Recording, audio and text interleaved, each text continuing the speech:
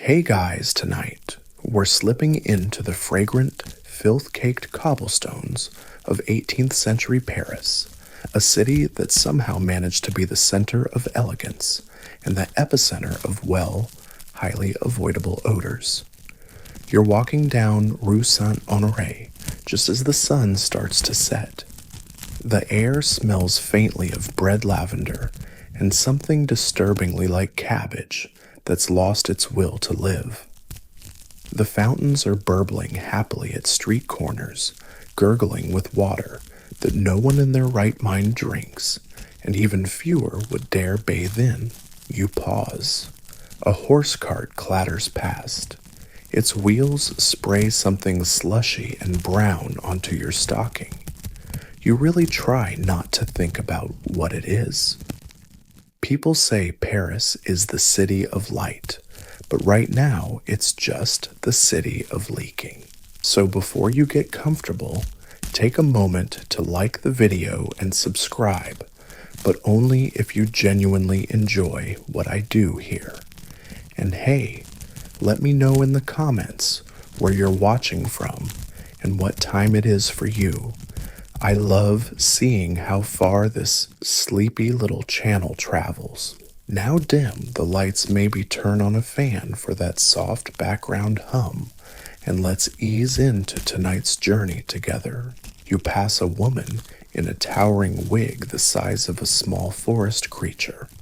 She's fanning herself delicately, while a small boy sprinkles the hem of her gown with orange blossom water. And she needs it, because nobody's been near a bathtub in weeks on purpose. In 18th century Paris, public fountains are plentiful, decorative, and cheerful. Some even offer running water, courtesy of medieval aqueducts and clunky hand pumps. But bathing, that's more of a theoretical possibility than a civic expectation. Drinking water is collected in buckets carried from public spigots or paid porters. It's cleanish when it leaves the source, but filthy by the time it makes it into your teacup, especially if it's come through lead pipes, which it often has. Bon appetit. Historians still argue whether the Parisians' aversion to water stemmed more from practical fear, think waterborne disease, or from good old-fashioned superstition. At the time, many believed warm water opened the pores to miasma or dangerous bad air, which could let in illness and even sin. Yes, sin, as though pneumonia had moral intent. So you wash the way everyone else does with cloths and powders and enough perfume to qualify as a minor fire hazard. Still, some Parisians did brave public bathhouses, which had begun to dwindle in popularity since the Middle Ages. The few that remained were either tied to religious institutions or slightly dodgy private ventures with velvet curtains and lots of winking. You get the idea. You being respectable and somewhat germophobic by 21st century standards give them a wide berth. But this is perfectly normal. No one expects you to scrub your body with water. What you're expected to do is maintain your linens.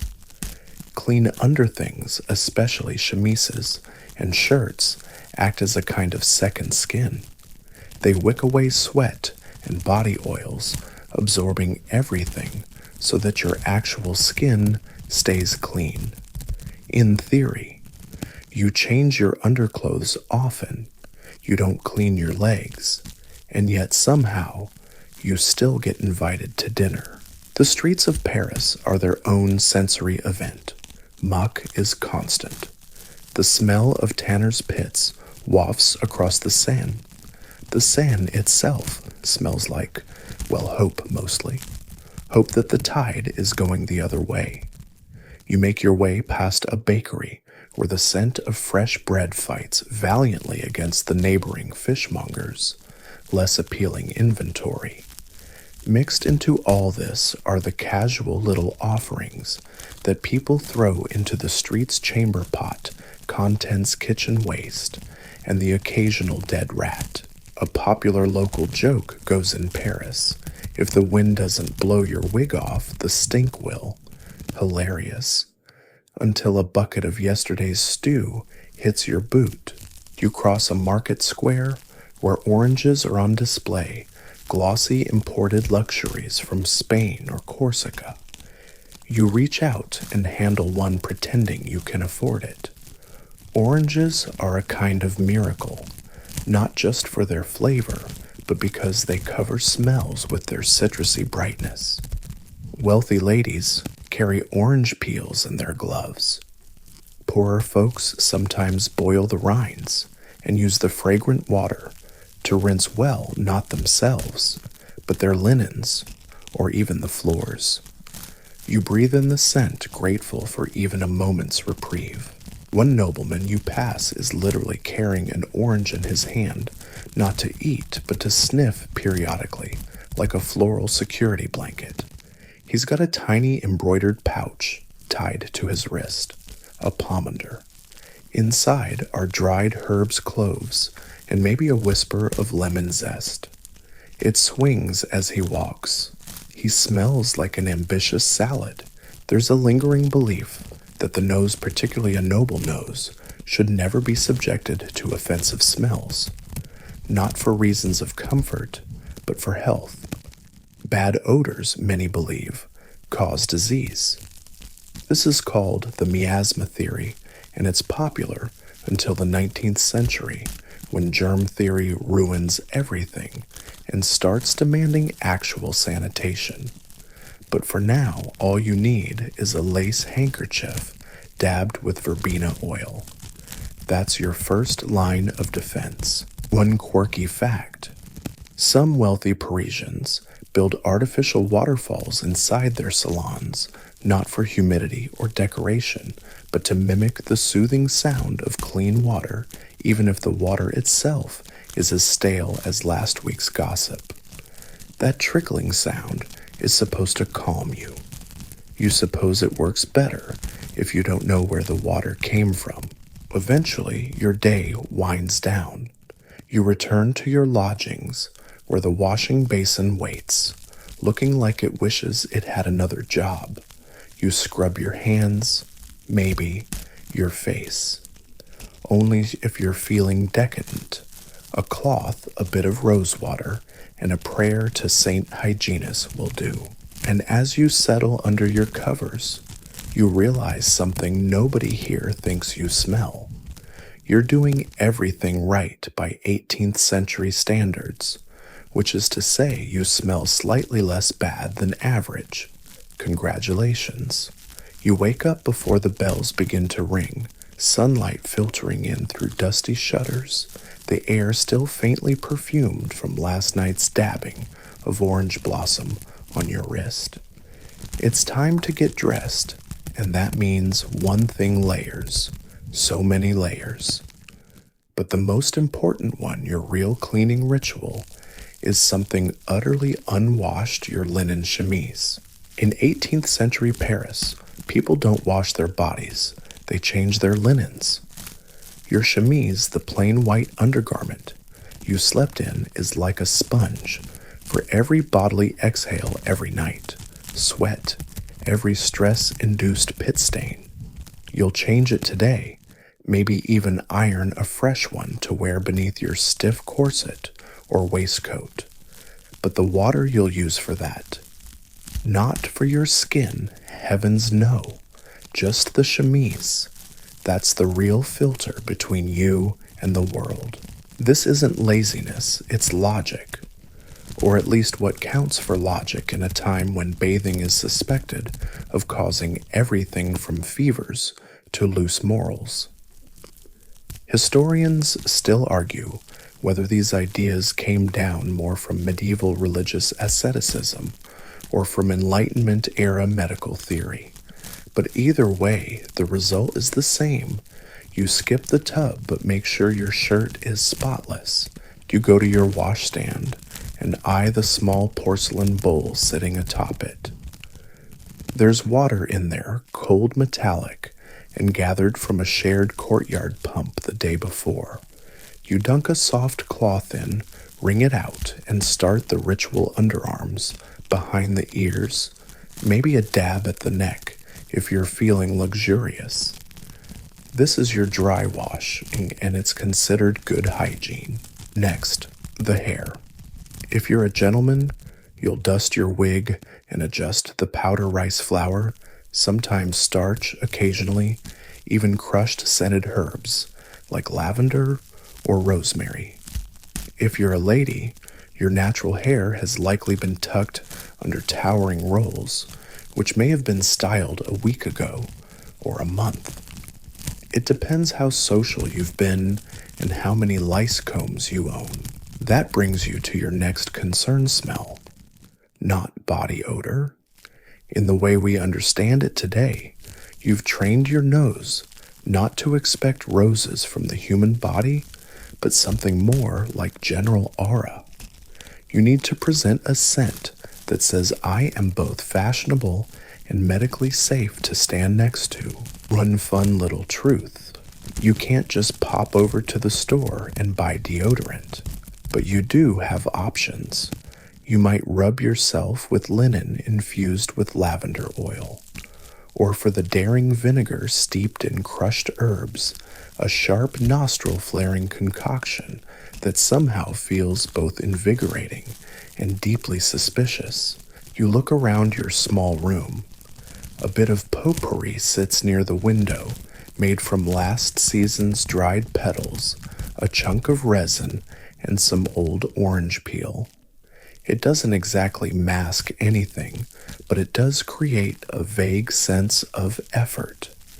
In polite society, that counts. Now it's time for dressing. You pull on clean stockings, thread a ribbon through your collar, and think briefly about your neighbor who swears by changing shirts 3 times a day.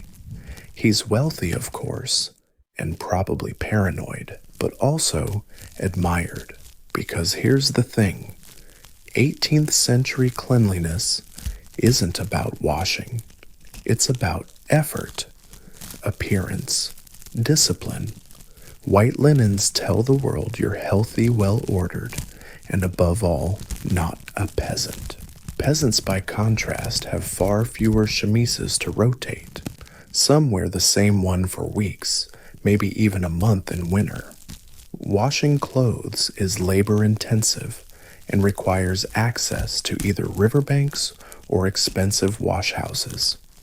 That's why when you walk past a laundress on your way to market, you give her a respectful nod. Her biceps could crush a small melon, and she holds the secrets to boiling soapwort.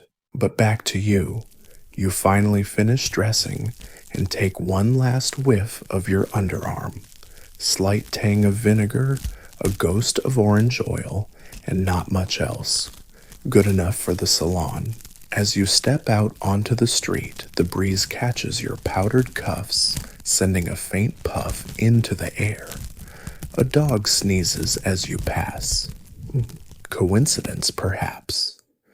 But you make a mental note to add more lavender next time. Now comes the part of your day that feels both invigorating and slightly dangerous, navigating the narrow alleys of Paris while trying not to ruin your clean linen in under 5 minutes. You learn quickly to walk with purpose. Step wide over puddles, steer clear of delivery carts stacked with open buckets, and avoid standing near the second floor of any building for too long. At any moment, a chamber pot may make its descent. One popular theory at the time holds that soap, particularly when rubbed into the skin, disrupts your natural protective oils and invites illness. And while that's wrong in the long-term survival sense, it's also part of why your culture has leaned hard into fabrics over baths. There are even moral angles here. Overwashing is sometimes seen as vain or worse, effeminate. Some doctors warn it softens the body too much, weakening your constitution. A good dry rubbed body, they argue, is firmer, hardier, and more virtuous. You have no idea if any of this is true, but it does let you feel righteous while not scrubbing your back for the 37th consecutive day. Quirky detail of the day. Some aristocrats reportedly keep pet ferrets specifically trained to chase lice from their wigs. It's hard to tell if this is exaggeration or desperate luxury, but if you're not using water, innovation finds a way. By the time you reach the cafe, you've avoided puddles, sidestepped a cabbage vendor with questionable hygiene, and maintained a dignified waft of rosemary and starch. You're officially presentable by the standards of the century, and that, dear sleeper, is how you bathe in 18th century Paris with linen, a bowl of cool water, and enough layering to make a lasagna jealous. You've made it through the morning mostly unsullied, save for the faint splash of gutter water you'll try to pass off as fashionable marble dye. Now, with the sun climbing higher, you settle into one of Paris's many cafes, a smoky, chattering hub of philosophy gossip and questionable breath. As you sip a thin chocolate drink stirred with a cinnamon stick, like you're royalty, you're not, but let's pretend the atmosphere around you ripens. The mix of aromas, coffee, tobacco, body heat, orange blossom, and old wig powder turns the cafe into a potpourri dish that's been sitting on a windowsill since last autumn. But this is normal. This is Paris. People don't expect fresh. They expect fascinating. A woman across from you peels a candied orange, and for a brief, glorious moment, everything smells like a summer orchard. You're grateful, but also curious. Where did this obsession with oranges come from? And why do Parisians, of all people, smell so much like citrus when they fear the very substance that cleanses? Oranges, it turns out, are elite. They're rare, expensive, and a powerful symbol of taste, both literal and social. By the mid-1700s, the orange has become more than a fruit. It's a status statement, a portable perfume, and a weapon against public stink. Wealthy families grow them in miniature greenhouses called orangeries, proudly showing off their glossy fruit like trophies. You do not eat all your oranges. No, you deploy them. You see it in the tiny orange-scented pomanders dangling from fashionable belts. You see it in scented gloves, one of the most prized gifts of the era, soaked in orange oil clove or civet, which incidentally smells like cat and regret. Historians still argue whether orange fragrance was simply a trend or had deeper roots in medical belief, especially as a counter to miasma. But either way, citrus was considered both protective and chic. You glance down at your own gloves, plain but spritzed lightly with bergamot water this morning. A nod to fashion, but also survival. The person next to you sneezes violently into a cravat that has not seen water since last summer. You clutch your gloves tighter. The idea of smelling good has a specific context in your century. It doesn't mean you smell clean as modern folks would understand it. It means you smell deliberate. Human bodies are expected to have a certain musk, a natural heat. Covering that with just enough floral or citrus top note is part of the dance. Of course, there's no deodorant as you know it. Instead, people carry tiny vinaigrettes, small containers filled with vinegar-soaked sponges and scented herbs. At church on the street or in crowded salons, you crack one open and hold it near your nose like a polite sneeze grenade. It's a common, elegant way to preserve your dignity without openly declaring someone here smells like roasted turnips.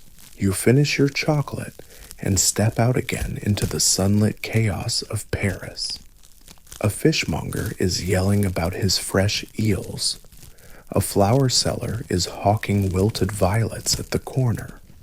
And someone nearby is definitely wearing too much patchouli, either a perfume or, judging by the fog, it leaves behind a witch's curse.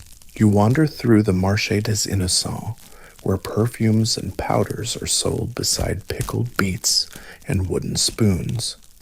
A vendor with a lazy eye waves a bundle of orange pomanders for gentlemen of taste. You buy one on a whim. It's an orange studded with cloves and wrapped in a faded ribbon.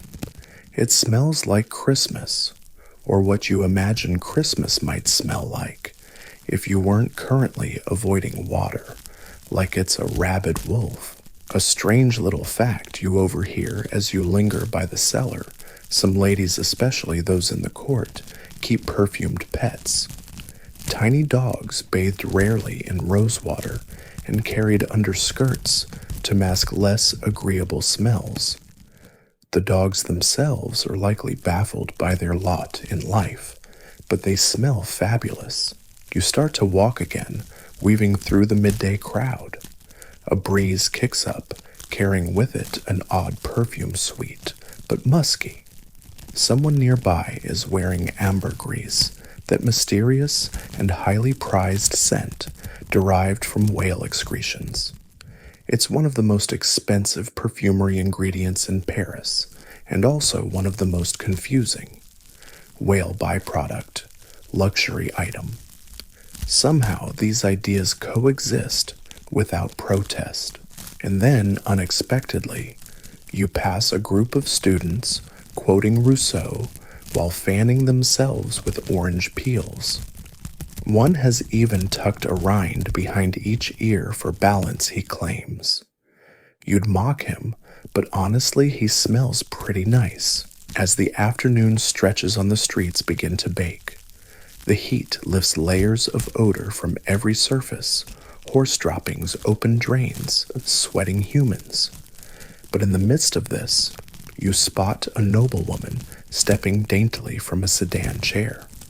Her scent reaches you before she does violet water, sweet orange, and something sharp vinegar maybe. Her servant sprinkles rose water on the street before her like an aromatic red carpet. This, you realize, is the high art of smell-based self-defense. And yet beneath all this elegance is a shared fear, not of stench itself, but of what it might mean. A foul smell suggests disease, disorder, moral failure. That's why nobles spend fortunes on scent. That's why orangeries exist.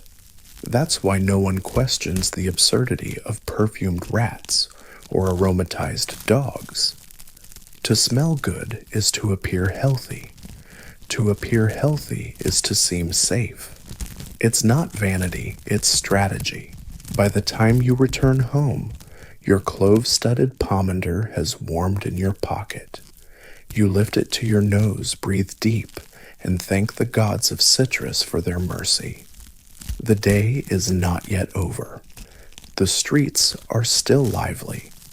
But for now, you're fragrant, alive, and moderately dry. And in this city, that's more than most can say.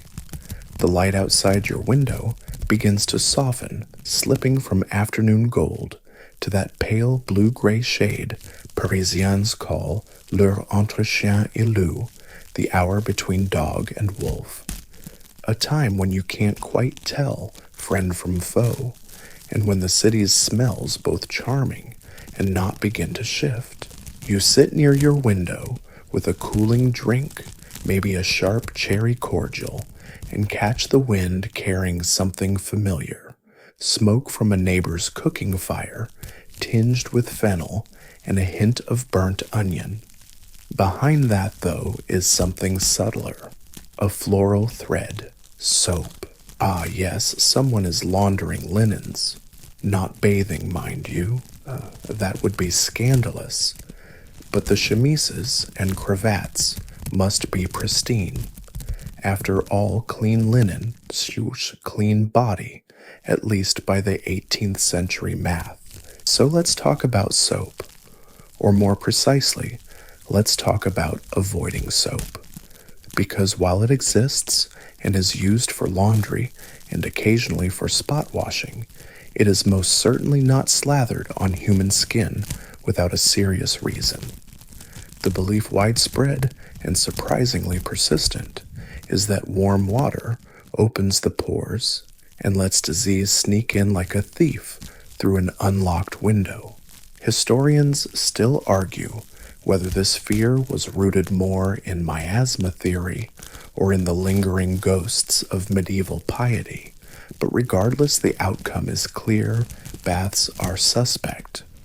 A quick splash here or there, acceptable, but immersion madness. And yet, Parisians love fragrance. They crave the appearance of hygiene without the risk of wet skin. So you reach for one of the century's favorite compromises, scented vinegars. These were all the rage vinegar of Four Thieves, rosemary vinegar, even orange blossom vinegar. You dab them on your wrists, on the rims of your nostrils, or soak a handkerchief and breathe through it like a fancy gas mask. You even keep a little crystal bottle in your pocket just in case you pass a particularly pungent alleyway. Tonight you're preparing for a salon, and that means refreshing your scent arsenal.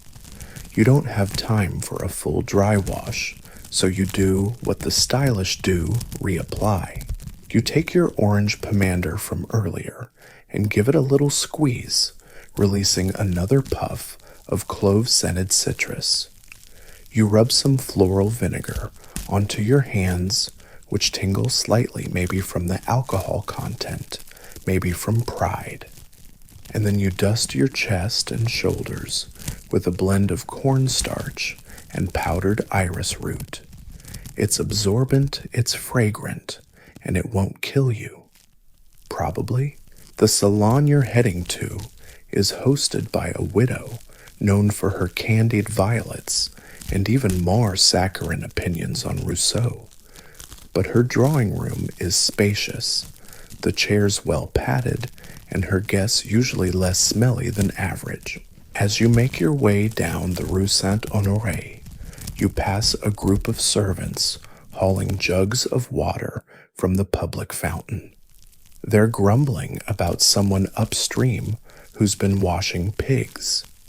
And even though it's technically illegal to dump animal refuse near drinking water, enforcement is inconsistent.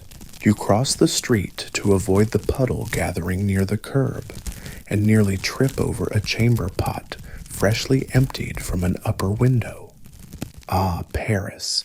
It keeps you humble. Once inside the widow's apartment, the smells change again. The air is heavy with beeswax candles, powdered wigs, and that curious blend of human closeness and rosewater. You fan yourself gently and scan the room. Someone is wearing lemon balm oil, sharp, almost medicinal. Another is perfumed with something musky and faintly metallic. Could be ambergris, could be something they found under the stairs. You sit beside a man whose wig is so heavily powdered that each knot of his head produces a visible puff like an 18th century vape cloud. You sneeze delicately and pretend it didn't happen. Conversation flows, as do tiny glasses of creme de cassis. The topics range from Voltaire's latest letter to a bizarre new contraption in the marketplace, a portable nose funnel for sniffing vinegar on demand. It's shaped like a beak and already wildly unpopular with anyone who has eyes. Quirky moment of the evening. A guest produces a fan painted with tiny orange trees and claims it was scented by soaking the wood in citrus oil for weeks. She passes it around. You smell nothing. But you smile and nod like everyone else because aesthetic matters more than fact. At some point in the night, someone begins fanning their armpits with lavender sachets, and no one bats an eye. This is, after all, just good manners. When the conversation turns to cleanliness, always a slightly taboo topic, you hear someone swear by rubbing their feet nightly with rose-scented lard. Another recommends placing a peeled orange under one's bed to absorb bad air, though one unfortunate maid once mistook hers for a midnight snack and paid the price in citrusy dreams. Despite the lack of bathing, people are not idle. They scrape, they powder, they press herbs into boots and undergarments. They hang bundles of sweet-smelling branches in stairwells and waft rosemary over bedsheets. Cleanliness is a choreography, not a rinse cycle. By the end of the evening, you're tired, slightly wine-slicked, and miraculously still presentable. Your gloves still carry their orange note. Your linen is slightly rumpled, but nowhere near scandalous. And though someone definitely spilled fish sauce on their breeches, during dinner you manage to avoid it. You make your way home, under a pale moon, the scent of melting wax and sweet pipe smoke clinging to your coat. You pass a fountain where someone is washing a dog. It's barking like mad. Not because it hates water, but because it knows no one else is using it. Back in your room, you light a small candle, sit on your bed, and peel a blood orange. Its juice stains your fingers and makes the whole room smell like summer. For one brief, citrus sweet moment, you forget you haven't bathed in weeks.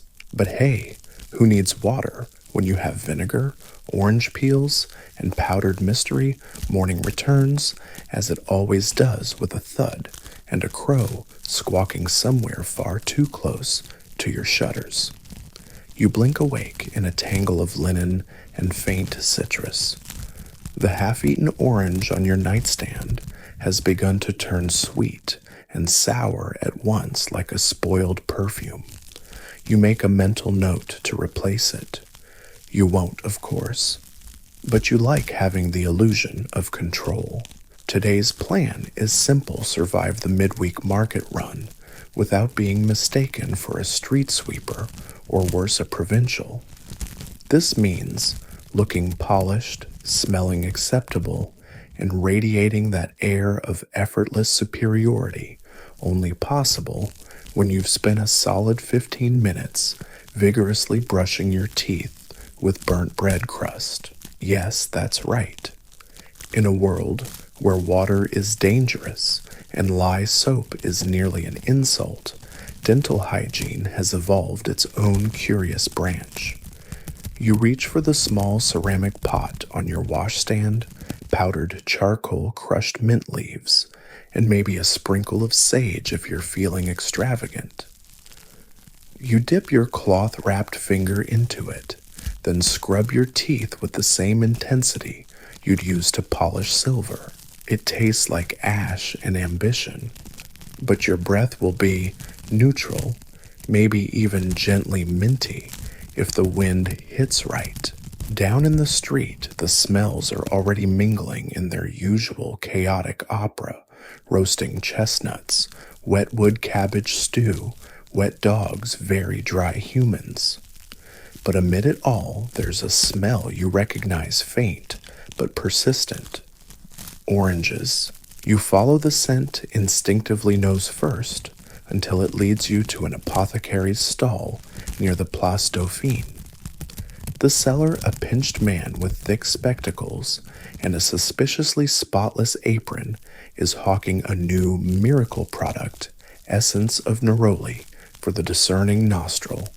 It's orange blossom water, imported from Italy, with a label that suggests it can cure melancholy, repel fleas, and make you irresistible to minor nobility.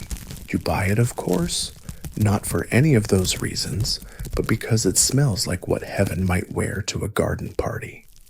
You dab a bit on your wrists. The effect is immediate. A woman selling tulips smiles at you. A child stops crying. A dog stops barking. Is it magic, or just the power of not smelling like boiled mutton? Historians still debate whether such scent rituals were more about actual hygiene or just social signaling.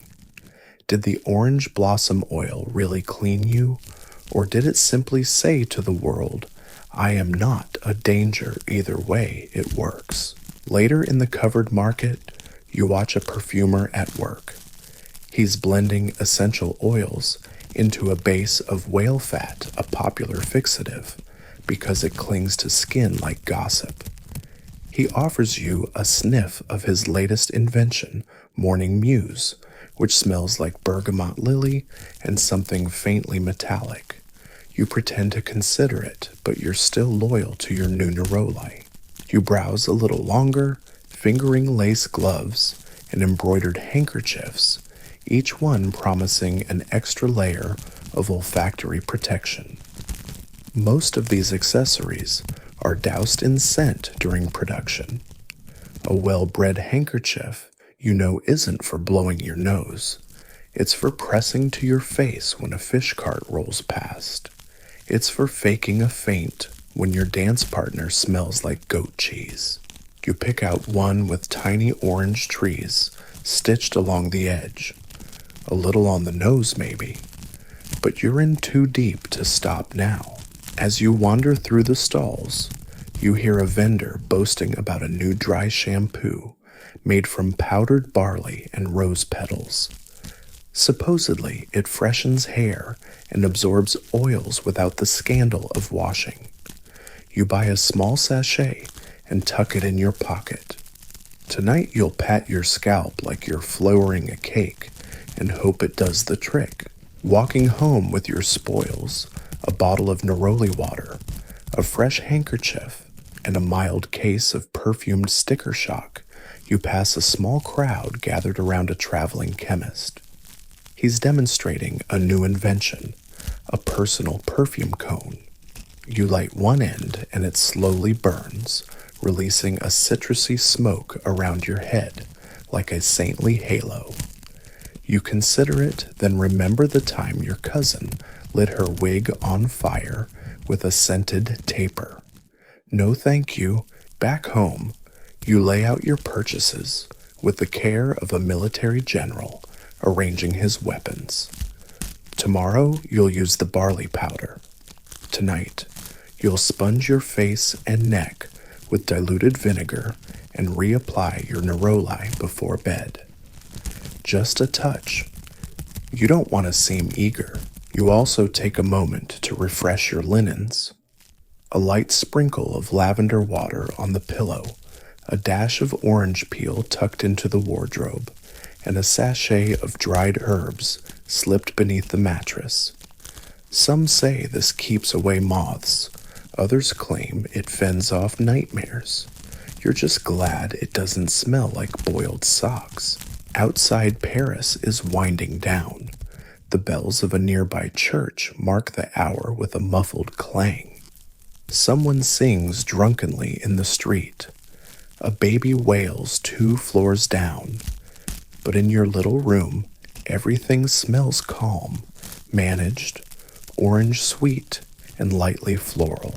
As you settle into bed, you glance again at your orange pomander. It's gone a bit brown, its cloves slightly sunken, but it still smells like dignity, like self-defense, like victory in the face of a city that's always teetering on the edge of ripe. You close your eyes and inhale one more time, promising yourself you'll replace it tomorrow. Maybe. You wake with sunlight pouring over your blanket like warm broth, and the distant clatter of hooves telling you it's already a little too late to be fashionable, but you don't panic. Being late is half the charm of 18th century life, especially when you can simply blame a fictional nosebleed or morning melancholia and still be offered pastries. Still nestled under the covers, you reach for the small sachet of barley and rose powder you picked up yesterday. You unwrap the linen bundle and tap a bit into your palm. It looks like flour and smells faintly of a noblewoman's pantry. You flip your head over the edge of the bed and begin massaging it into your scalp like a baker prepping a boule. No water, of course. Just the soft scraping of powder against skin, the faint tickle of rose petals, and a puff of satisfaction as you pat down the residue with a stiff, bristled brush. Voila, your hair is voluminous, matte, and dry as a sermon. Hair rituals, you've learned, are not simply about appearance. They're public theater. A clean-looking coiffure signals order, virtue, and the most important quality of all non-stinkiness. Wigs help, of course, but even natural hair is expected to perform. And so, armed with freshly powdered roots and a scalp that smells like someone else's wedding, you rise from bed and begin preparing for your mid-morning errands. But first, armpits. Now no one calls it that. The polite term is underlimb care, and it involves a fascinating blend of fabric faith and fumigation. You select a pair of arm pads, small sachets of cotton laced with orange oil and a touch of vinegar. You tuck them into the seams of your linen shirt, precisely where they'll absorb the worst of your efforts. They are like tiny citrus bodyguards, guarding against betrayal. Historians still argue whether these sachets were more ritual than remedy, but what's clear is this: they were popular. Very popular. You once saw a noblewoman wearing a full underbodice scented with rosemary and dried citrus peel, claiming it kept her spirit light and her skin unspoiled. She also wore gloves filled with lavender dust and a ribbon soaked in vinegar wrapped under her bust. You admired her commitment from a safe distance. With your layers in place, chemise, waistcoat, breeches, you tie your cravat lightly scented with neroli and fasten your wig. You've brushed it with rice powder and a hint of violet. It's less like getting dressed and more like building a wearable perfume shrine. On your way out, you grab your fan. It's a necessity, not an accessory. The day promises warmth, and warmth means activity, and activity means sweat. You give the fan a few test flicks, watching as a delicate breeze teases the ends of your lace cuffs. Down in the courtyard, your neighbor is yelling at a cat. The cat, unsurprisingly, does not care. You slip past them and into the street where your first stop is the barber, not for shaving, but for scent. Barbers in this century are more like gentle apothecaries. You sit in a high-backed chair, and he immediately begins dusting you with orris root and bay leaf powder. He plucks a stray eyebrow hair, trims a curl, and finally offers you a choice lemon balm tonic or bitter orange spirit to pat behind the ears. You choose the orange, of course. It's your thing now. While he works, you listen to the shop gossip. Apparently someone in the next arrondissement has begun importing soaps from the Ottoman Empire, luxuriously scented, shockingly effective, and mildly terrifying. People are whispering about full-body washing, voluntarily. It's causing a small scandal. You wonder what that might feel like. A warm room, a tub deep enough to sit, and a servant pouring jasmine-scented water over your shoulders. You imagine steam rising around you, citrus mingling with sandalwood, and then, no, stop. That's fantasy talk. This is Paris. You sponge, you pat, you perfume. You do not bathe, not in earnest. You tip your barber, who thanks you with a spritz of clove water over your shoulders. As you step outside, a passing breeze carries your scent like a flag of sweet civility. You pass a baker who nods. You pass a child who wrinkles their nose. Can't please everyone. Your next stop is a bookbinder's shop. Not for literature, but for the latest scented paper. Yes, scented paper is a thing. Letters soaked in orange oil and pressed with rose petals. You buy a few sheets to refresh the lining of your drawers at home. A polite person's wardrobe, after all, should smell like it's been on holiday. Back on the street, you notice a servant scrubbing the steps of a grand house with lemon rinds, a trick you've heard to mask mildew. You also recall hearing that some mistresses instruct their staff to boil orange peels on the hearth for hours just so the air carries a tangy sweetness. No one mentions the cost, or the waste, or the servant's opinion, but the illusion delicious. As you return home in the late morning sun, you pass an old woman selling orange blossom garlands. She says nothing, just lifts one toward you with a single raised eyebrow. You take it, not because you need it, but because it will hang well over your door, swaying gently and telling visitors, this is a person who smells correct.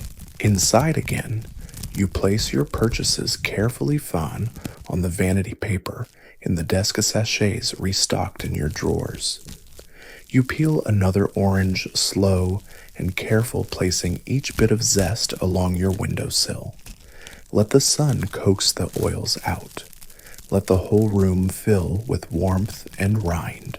And when you catch your reflection in the mirror, powdered, perfumed, and glowing faintly from all your rituals, you give yourself a little nod. You are the smell you want to see in the world. Afternoon in Paris unfurls like a silk ribbon, elegant, sun-drenched, and slightly sticky. You've returned home from your morning errands, arms, scented scalp, powdered orange water, misting gently off your skin every time you move. You're exhausted, but gloriously aromatic. It's a good day to stay indoors. Still, your parlor is stuffy, and the city's open windows mean every conversation, argument, and questionable cart that rolls by eventually leaks in through your shutters. You pour a small splash of orange blossom water into a ceramic dish and set it near the window. The idea you've read in a lady's manual is that the sun will heat the liquid and waft the scent outward like a polite middle finger to the rest of the street. Now that you smell acceptable to yourself and your imaginary salon guests, it's time to tackle the day's next invisible battle. Your clothes. You don't wash them? Of course not. Washing is dangerous. It weakens the fibers. It releases the dyes. It flirts with mildew. Instead, you freshen them, revive them, persuade them back into social acceptability. You start with your cravat white linen, last worn 3 days ago. You drape it over your knee and begin brushing it with a stiff hog bristle clothes brush, then pat it down with a cloth soaked in vinegar and rosemary oil. The scent is sharp at first, like a salad dressing with ambitions, but it mellows into something crisp and herbal. You give it a satisfied sniff and drape it to air by the hearth. Next, breeches. They get the same treatment, brushed, patted, and then briefly hung in the window to air out over the rosemary-scented dish.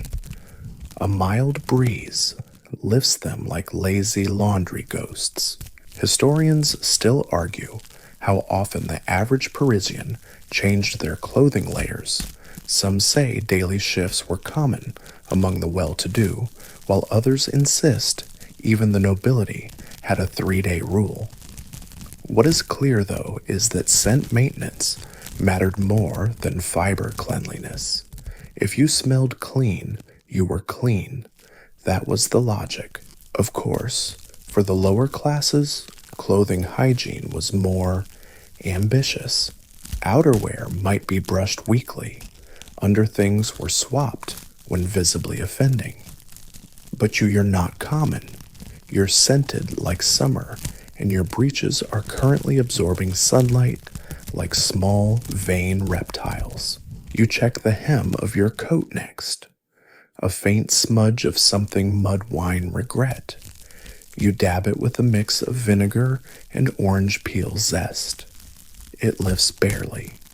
You declare victory anyway. Next, you visit your wardrobe. Inside, each hanger is wrapped in cloth, steeped in dried herbs, lavender, lemon verbena, and yes, more orange peel. A sachet of clove and cedar hangs near your hats. You press your nose into the wool and inhale deeply. Still good. Your shoes, too, require attention. Leather is hungry in this century, always thirsty for oils and balms. You wipe them down with a beeswax salve, infused with bitter orange rind, then set them by the fire to gently absorb. You'll slip your feet into a citrus cloud tomorrow morning. For now, you pat yourself on the back. Or you would if your arms weren't tired from all this. Not washing. You sink into your chair satisfied. A small victorious pile of fragrant clothing surrounds you like the soft aftermath of a perfumed duel. You spritz the air with a blend of orange and lavender oil, then pause, letting it settle into the room's atmosphere like a benevolent ghost. You start to feel sleepy. Afternoon light makes everything golden and slow, but you fight it because soon it will be time for company, and with company comes judgment. You sip a weak tisane made from dried orange blossom and a splash of rose vinegar. It's calming tart, and according to one fashionable cousin, prevents damp humors from settling in the gut. As the clock chimes 3, you remember your linen napkins. The ones you laid out for tea yesterday have absorbed, well, life. You toss them into a pot of boiling water with slices of lemon and a spoonful of salt. Not for cleanliness exactly, but to revive the essence. You'll hang them over the balcony later, so passers-by can admire your commitment to hygiene. And when you do step out just for a moment to buy a fresh loaf, you find the street already bursting with scent cues. A man is selling orange candies out of a paper cone. A young woman swishes past in a cloak that smells faintly of marigold. And somewhere always, someone is frying something unforgivable in duck fat. You walk briskly, hoping your orange-layered aura can hold its own. Back home, you set the loaf down, slice into it, and decide to reward yourself with a citrus peel foot rub. You read about it once in a Roman manual, a practice of slaves and senators alike. You peel an orange slowly, then rub the rind over your heels, your ankles, the arches of your feet. It tingles slightly. You imagine a footman in Versailles doing the same, his powdered wig askew, muttering about fungus and flattery. You lie back in your chair, legs up, feet tingling with orange oil and imagination. The room smells like a summer orchard. Your laundry, untouched by water, hangs contentedly near the hearth. Your wig remains pristine, still dusted with violet. Your linens are vinegar-patted, rosemary-kissed. And you're a citrus miracle. Tomorrow you'll have to freshen the mattress again, maybe with orange zest tucked beneath the ticking. or perhaps a sachet soaked in clove water. There are always options. Because here in 18th century Paris, where a full bath might kill you and sweat is considered criminal, you've mastered the one true art, smelling like you've just stepped out of an orchard, even if you haven't stepped into water in a week.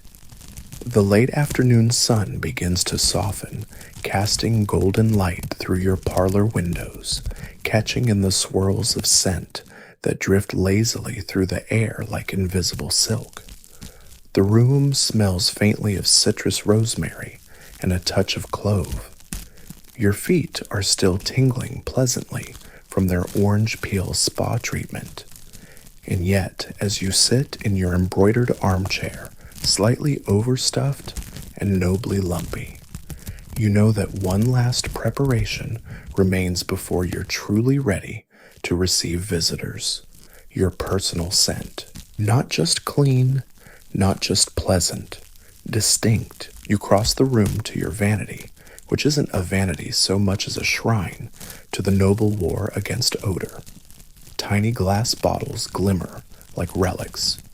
Rosatar bergamot neroli violet tincture, and of course, your trusty bitter orange elixir.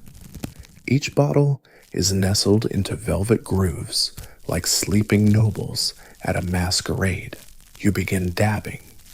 A bit of orange behind the ears, a whisper of violet at the wrist, a finger dipped into rosemary vinegar, lightly pressed to the hollow of your throat, and then your signature flourish, a touch of bergamot rubbed gently into the edges of your lace cuffs.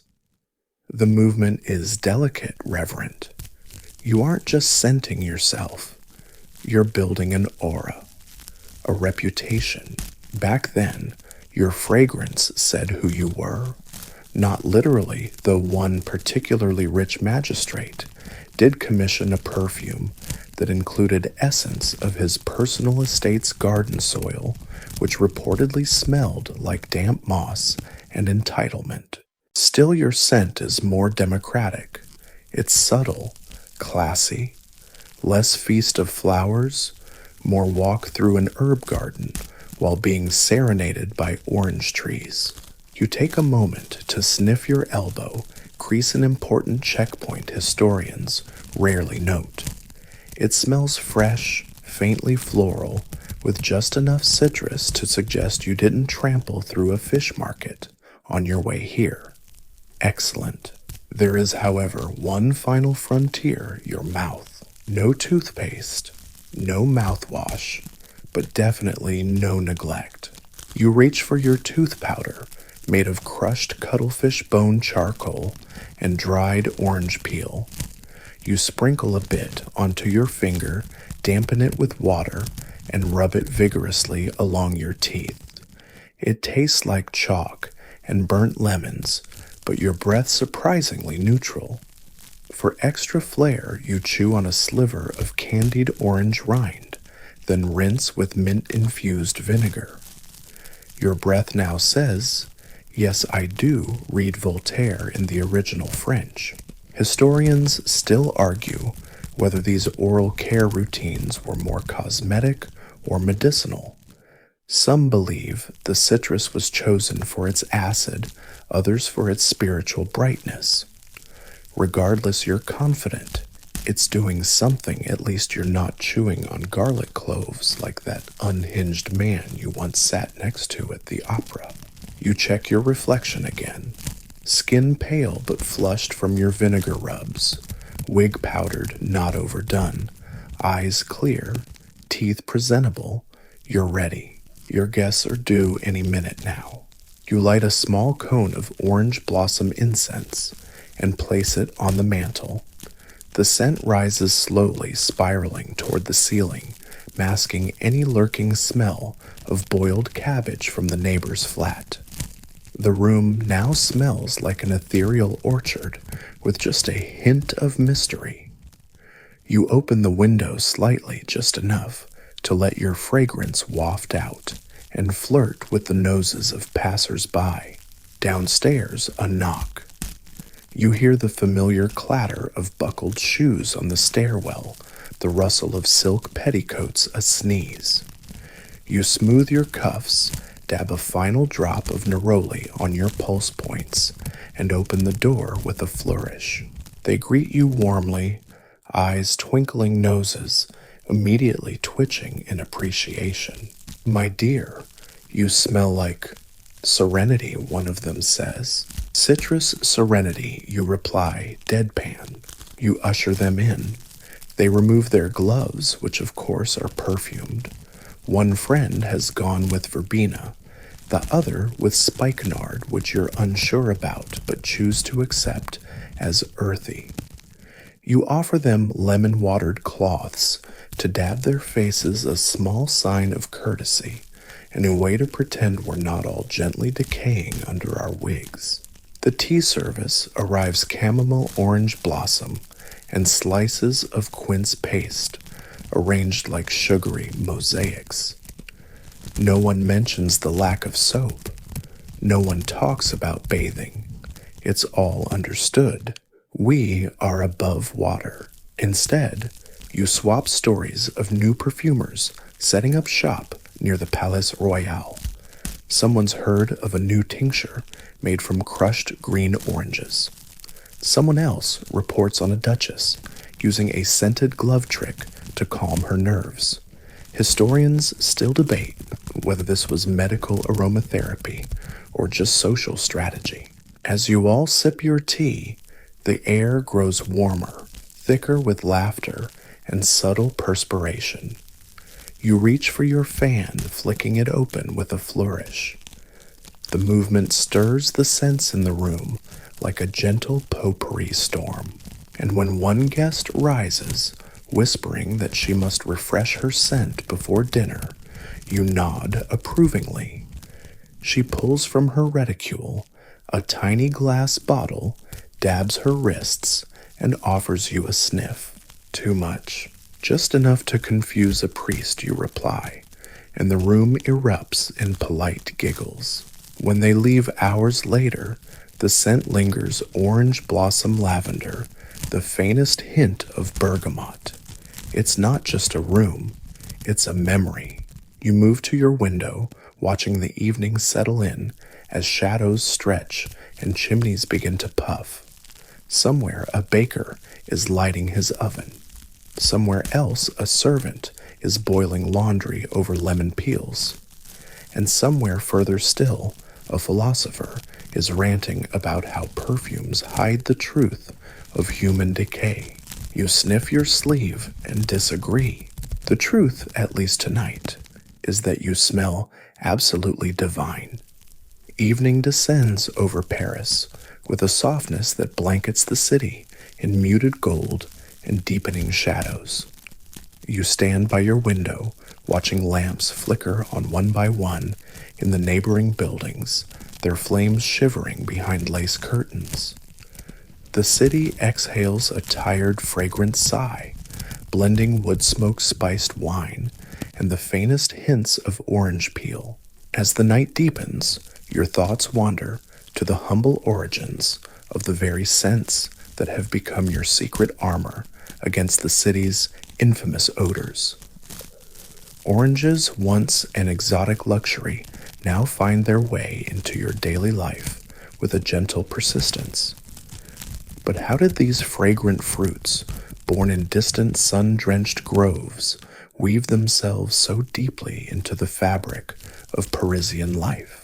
You picture the bustling docks along the Seine, where crates of citrus fruits arrive from the Mediterranean, their skins glistening under the watchful eyes of merchants and customs officers. These oranges are more than just fruit. They are status symbols, tokens of the far-flung trade routes that connect Paris to places like Sicily and the Levant. To possess them even in small slices or fragrant peel is to touch a world beyond your immediate existence. You think of the spice merchants in the markets of Les Halles, their stalls bursting with everything from peppercorns to dried rose petals and of course stacks of preserved citrus peels dried to perfection for use in perfumes, confectionaries, and medicinal concoctions. These merchants are keepers of secrets, alchemists of scent and flavor, and their goods are whispered about with reverence.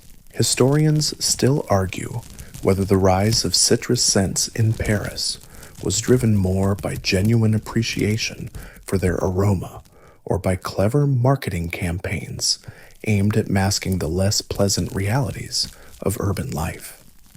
Either way, you're grateful.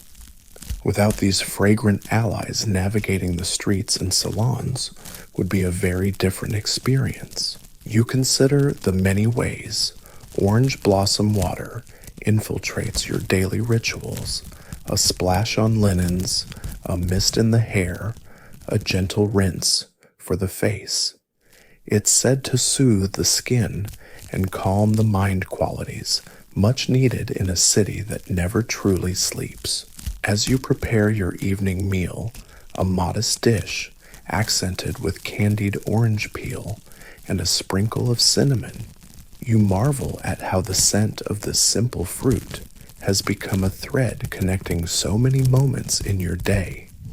It's a subtle reminder that even amidst the grime and bustle, there is beauty to be found captured in a delicate fragrance. You sip your herbal infusion, the warm liquid comforting as the room dims. Outside, the city's heartbeat slows, but the orange-scented promise of a new day lingers wrapping around you like a soft, familiar shawl. Night deepens, and the quiet hum of Parisian streets invites a softer kind of reflection. You settle by your window, letting the cool evening air mingle with the lingering orange blossom scent clinging to your skin.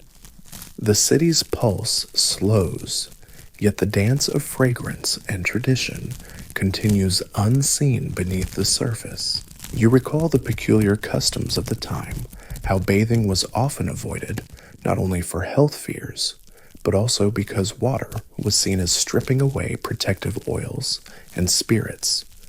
Instead, delicate rituals involving powders, pomades, and scented waters reigned supreme.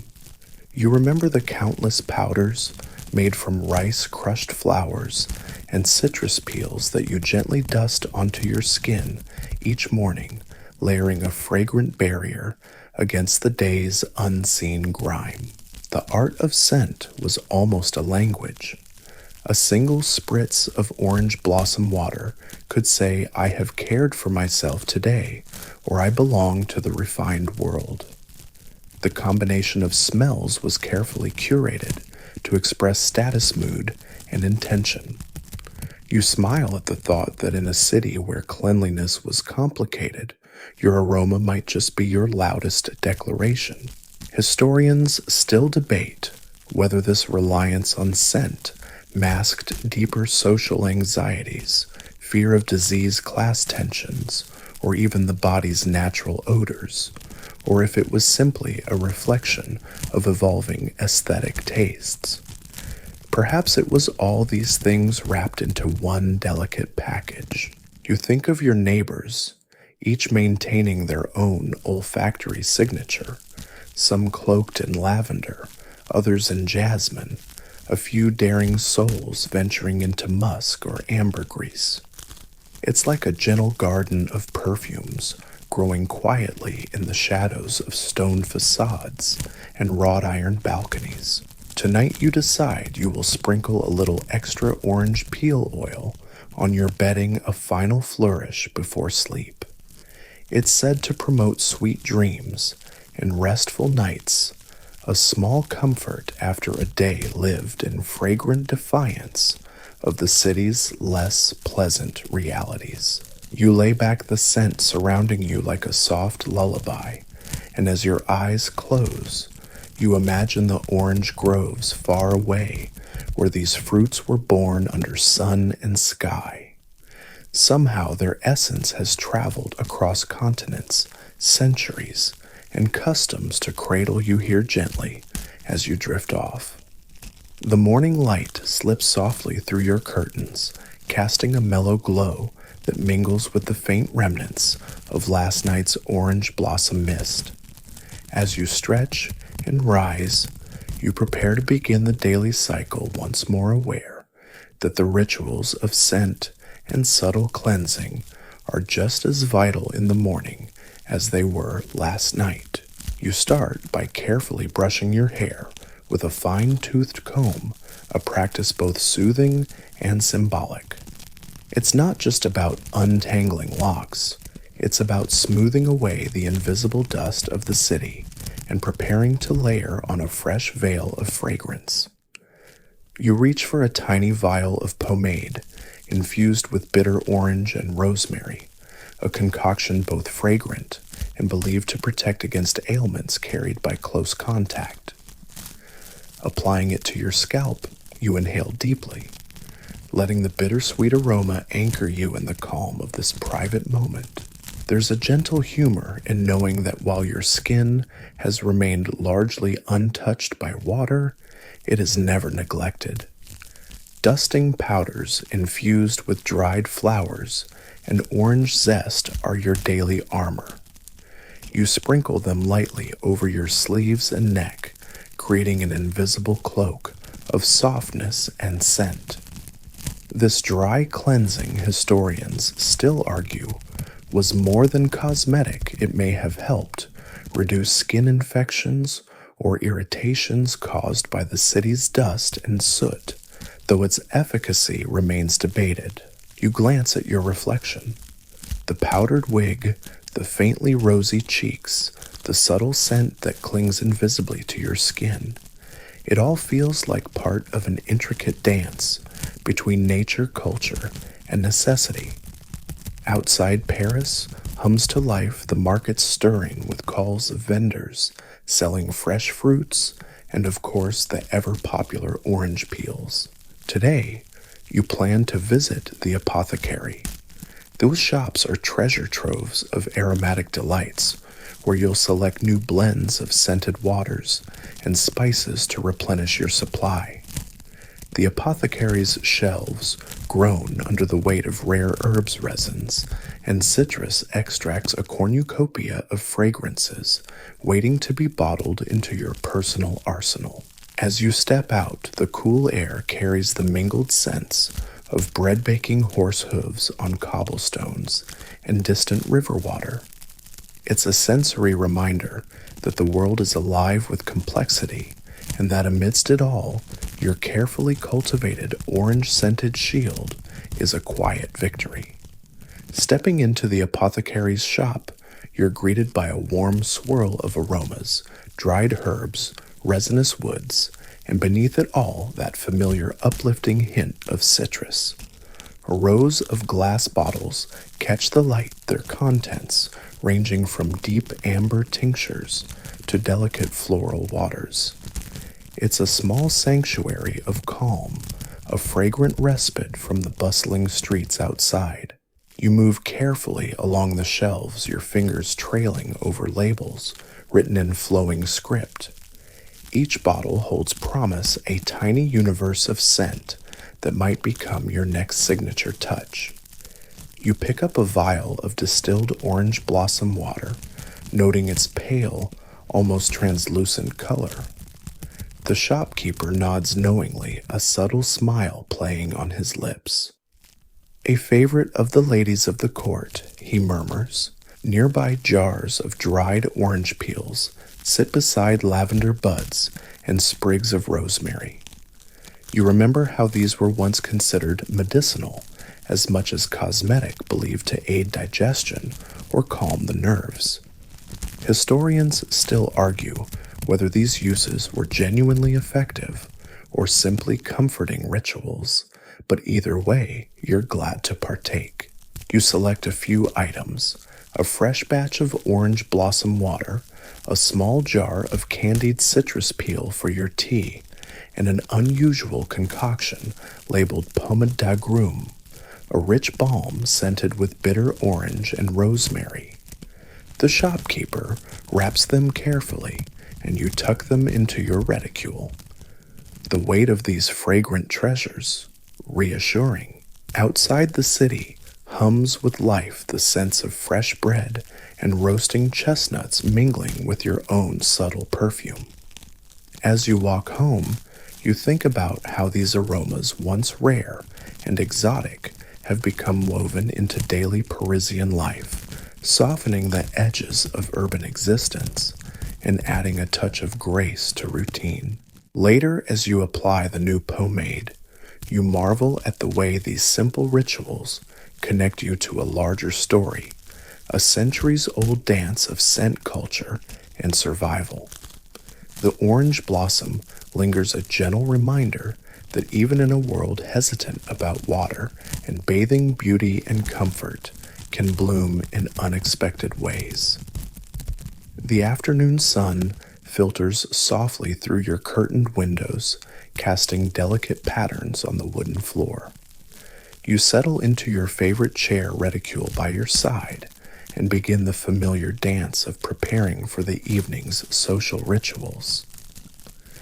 Despite the absence of daily bathing, your scent has become a carefully cultivated signature, as vital as your choice of gown or the cut of your wig.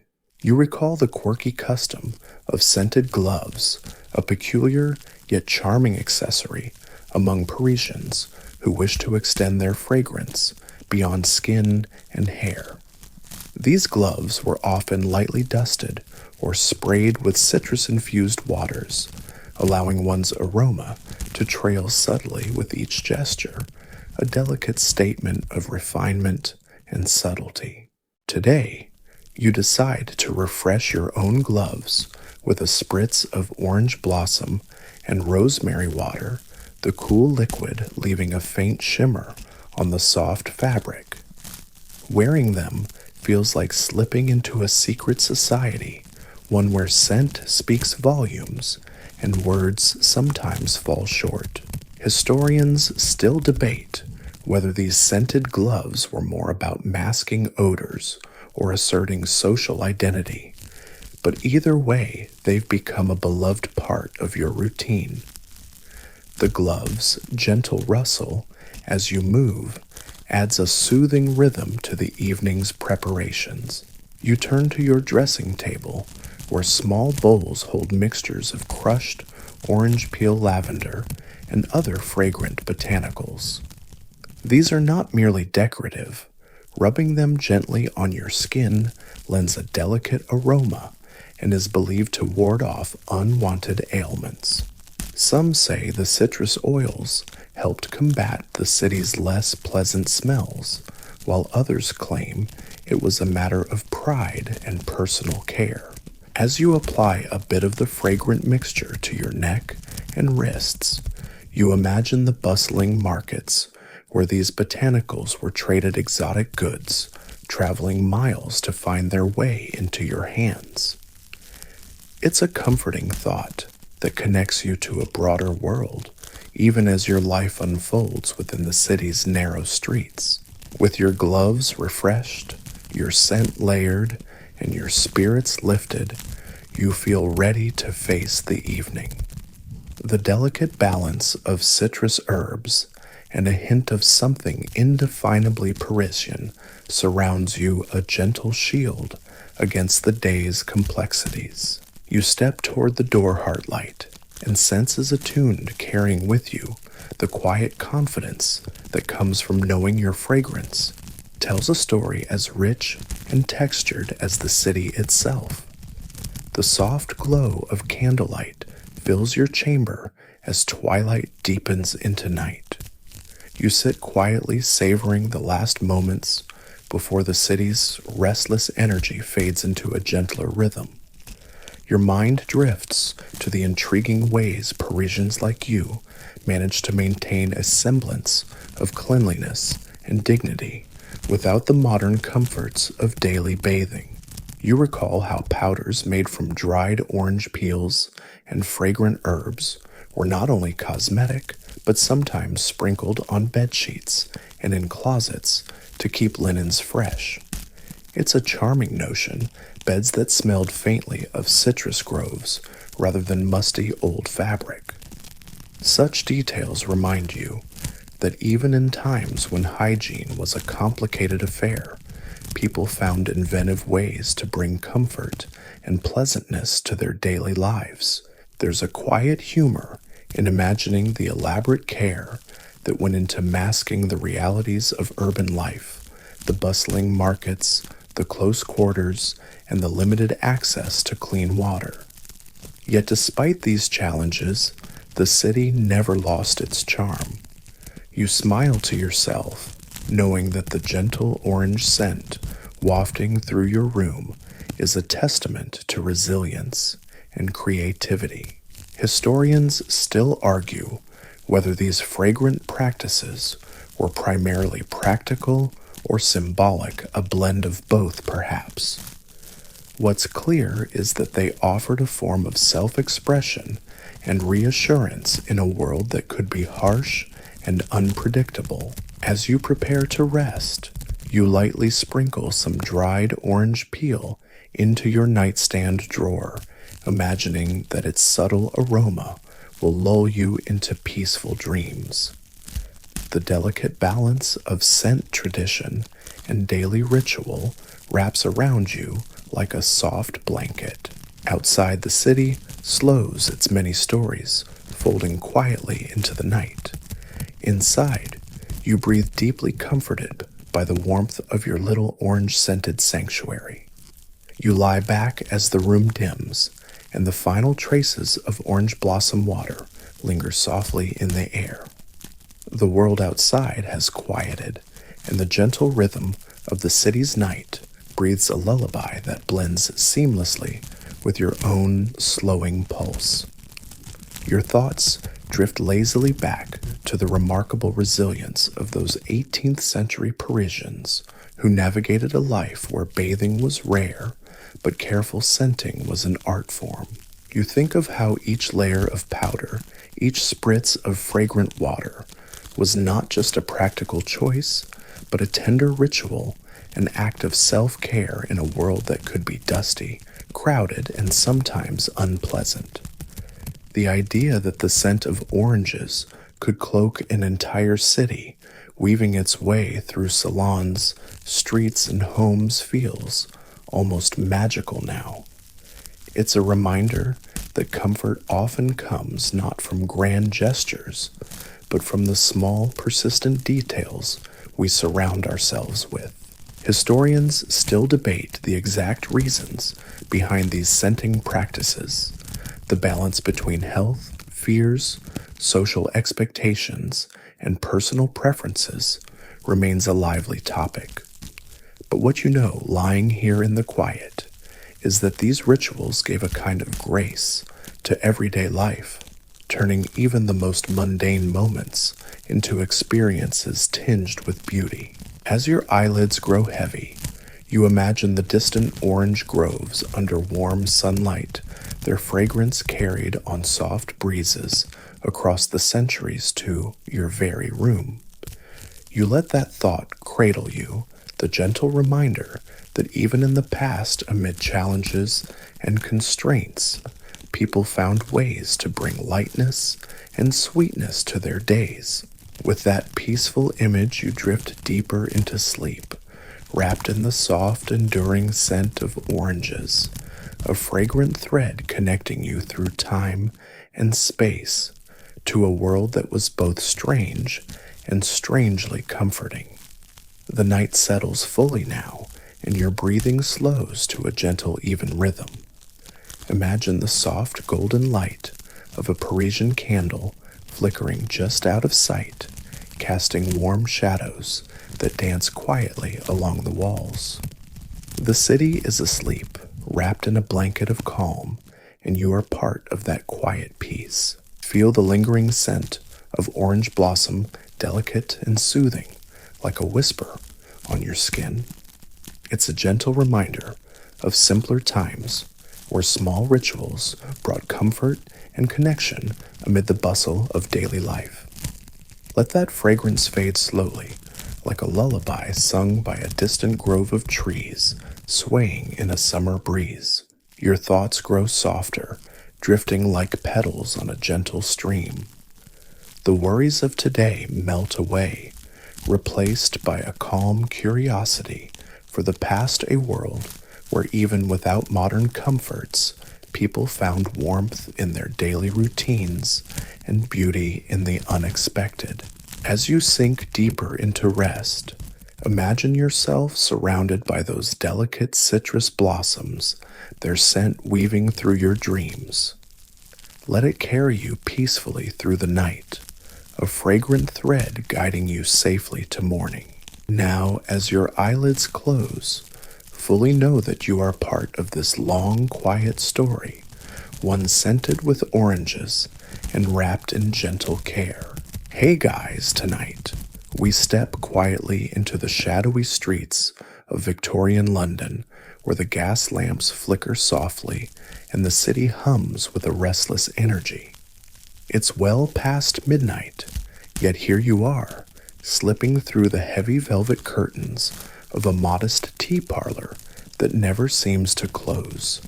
Inside, the murmur of hushed conversation blends with the clinking of delicate china and the faint aroma of sweet cakes and herbal brews. You probably won't survive a night like this without learning a thing or two about the curious habits of Victorian insomniacs, those who found solace not in sleep, but in the ritual of midnight dining. So before you get comfortable, take a moment to like the video and subscribe, but only if you genuinely enjoy what I do here.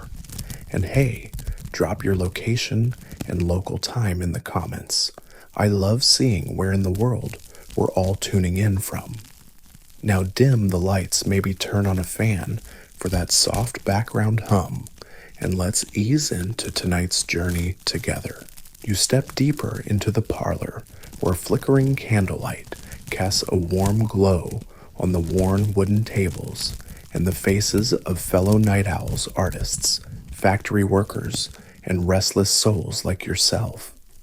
These midnight tea parlors began blossoming in the mid-19th century, born from a blend of urban industrialization, social curiosity, and a growing recognition that many Londoners simply couldn't or wouldn't sleep. As factories stretched work hours into the night and city life grew louder, sleep became a luxury. Instead of battling insomnia alone, people sought company and comfort in these modest establishments where the clocks seemed to slow and the night stretched deliciously ahead. The parlor offers more than just food. It's a social sanctuary where stories are exchanged and fleeting friendships are forged over shared slices of cake and cups of fragrant tea. This was a subtle rebellion against the rigid social norms of Victorian propriety, which often frowned upon late-night gatherings, especially for women.